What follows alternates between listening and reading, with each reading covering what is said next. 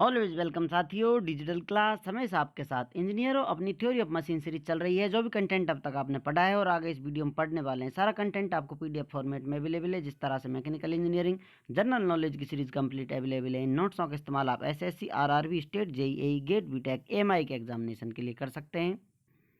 इससे पिछली वीडियो में विद्वानों हमने जाना था किसी भी लिंक का आप मोशन किसी भी लिंक पर बैठकर देख सकते हैं, या फिर किसी भी लिंक के सापेक्ष किसी दूसरे लिंक का आप रिलेटिव मोशन स्टडी कर सकते हैं। जिस पॉइंट से हम देखते हैं, ये सब मान लेते हैं ये दो लिंक हैं, यहाँ रोटेशन कर रही हैं। अब किसी पॉइंट से आप मोशन देख रहे हैं, इनका रिलेटिव मोशन देख रहे हैं, उसको इंस्टेंटेनियस सेंटर कहते हैं। और उसका नामकरण किस प्रकार से करते हैं, जैसा यहाँ आपको बताया था, I25 है, या इसे आप 52 भी लिख सकते हैं।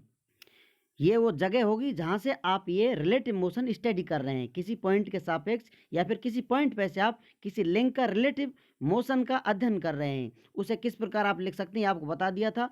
किसी प्रकार से आप नामकरण कर सकते हैं। सिंपल लॉजिक यही है। इस पॉइंट पर, इस लोकेशन से आप रिलेटिव स्टडी कर रहे हैं, वो सब आगे आने वाली वीडियो में आपको सारे कॉन्सेप्ट क्लियर हो जाएंगे, किस प्रकार से कौन सा पॉइंट है, किस प्रकार से रिलेटिव स्टडी की जाती है। अब जानते हैं साथियों, number of I centre in a mechanism. किसी मैकेनिज्म में कितने आई सेंटर होंगे, ये किस प्रकार से आप पहचान सकते हैं। जैसा आपको बताया था साथियों, for a mechanism with L number of link, किसी मैकेनिज्म में लिंकों की संख्या एल हो, जैसा यहाँ 1 2 दो लिंक हैं, इस प्रकार 5 6 7 8 9 कितनी भी लिंक हो सकती है। उसके लिए उनमें से हमको आई सेंटर कहाँ चाहिए साथियों। आई सेंटर होता है जो पेयर बनाता है, या कहा जाए किसी लिंक का पेयर। इन दोनों के सापेक्ष आप स्टडी कर रहे हैं तो यहाँ पर इनका आई सेंटर होगा। ये सब भी जानेंगे कहाँ कहाँ होगा।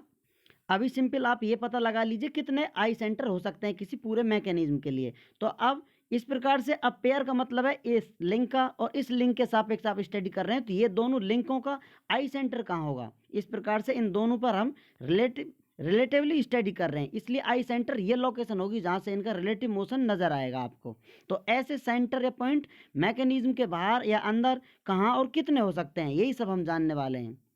यदि किसी मैकेनिज्म में एल लिंक है तो आई सेंटर कितने होंगे, वहां पर number of I centre for a pair. I centre जैसा हम जानते हैं दो लिंकों के अध्ययन के लिए स्टडी करते हैं, तो कम से कम दो लिंकों को लेकर हम सेलेक्ट करेंगे। दो लिंकों को, टोटल लिंकों में से तो कितने आई सेंटर हो सकते हैं, ये कॉम्बिनेशन परमुटेशन आपने पढ़ा होगा, तो कॉम्बिनेशन वाले फॉर्मूले से डायरेक्ट हम पता लगा सकते हैं। एल ब्रैकेट में L-1 डिवाइडेड बाई 2। तो इस प्रकार से आपको टोटल आई सेंटर का पता चल जाएगा किसी मैकेनिज्म में कितने आई सेंटर होने वाले हैं।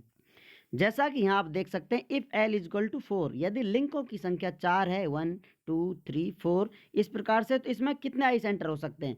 फॉर्मूला आप इस्तेमाल करें डायरेक्ट, फॉर्मूले में L की जगह आप 4 डालेंगे तो आपको पता चल जाएगा आई सी इजक्वल टू 6। यहाँ पर इंस्टेंटेनियस सेंटर ऑफ रोटेशन कितने हैं, 6। यहाँ पर इनमें 6 आई सेंटर होने वाले होंगे इस मैकेनिज्म में।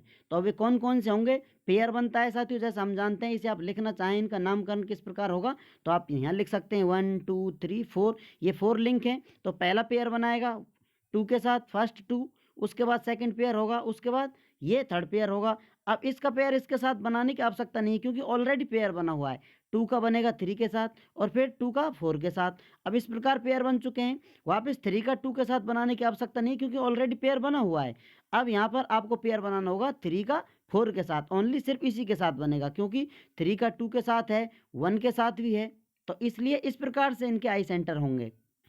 ये तो आप फॉर्मूले से डायरेक्ट पता लगा सकते हैं कितने आई सेंटर होंगे, लेकिन कौन कौन से आई सेंटर होंगे वो आप इस प्रकार से इनका कॉम्बिनेशन बनाकर या पेयर बनाकर या किसी लिंकों का जोड़ा बनाकर, 1 3 का एक जोड़ा बन रहा है तो इनका आई सेंटर एक अलग होगा, इनका आई सेंटर अलग होगा। जिस पर भी आप रिलेटिव स्टडी करना चाह रहे हैं उनका एक अलग आई सेंटर होगा।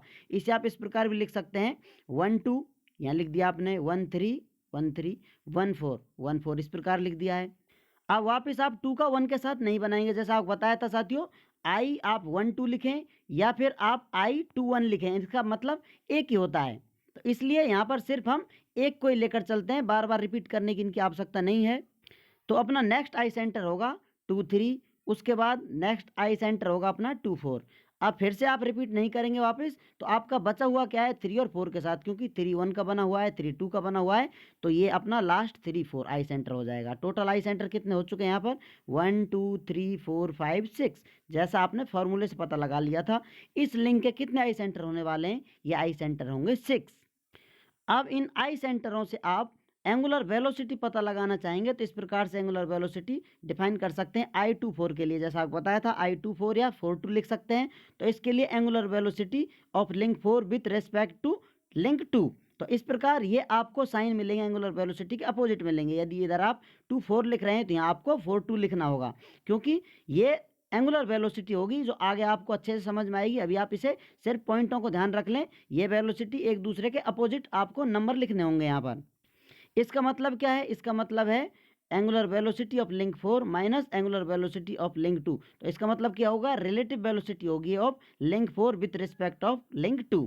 तो इस प्रकार से जैसा आपको बताया था साथियों, इसे आप इस प्रकार लिखें या इसे चेंज करना चाहें तो आपको फिर ये लिंक इस प्रकार लिखनी होगी। इसका मतलब ये होगा इनका रिलेटिव एंगुलर वेलोसिटी कितनी है। अब जैसा आपको बताया था साथियों, मैग्नीट्यूड सेम होगा, आप इसे ओमेगा 24 लिखें या ओमेगा 42 लिखें, मैग्नीट्यूड सेम होगा। जैसा आपको बताया था, आप किसी रोड पर जा रहे हैं, इधर से कोई साधन आ रहा है, इधर से आ रहा है, या इनकी वेलोसिटी या डायरेक्शन अपोजिट हो सकती है, सेम सेम भी हो सकती है।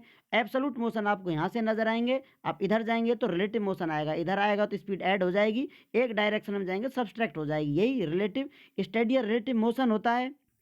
अब यहाँ पर इंपॉर्टेंट पॉइंट ये है, it's will give absolute motion fixed link, क्योंकि इन सभी में वन लिंक आ रही है तो ये सभी आपको एब्सोल्यूट मोशन देंगे कि एक्चुअल में कितना मोशन हो रहा है। बाकी ये आपको 3 आई सेंटर बताएंगे रिलेटिवली किस प्रकार के मोशन हो रहे हैं।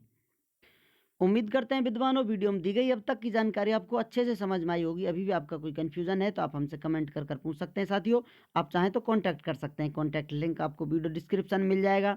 वीडियो को अंत तक देखने के लिए, चैनल को सपोर्ट करने के लिए आपका दिल की गहराइयों से बहुत बहुत धन्यवाद। मिलते हैं किसी नेक्स्ट वीडियो में। जय हिंद, वंदे मातरम।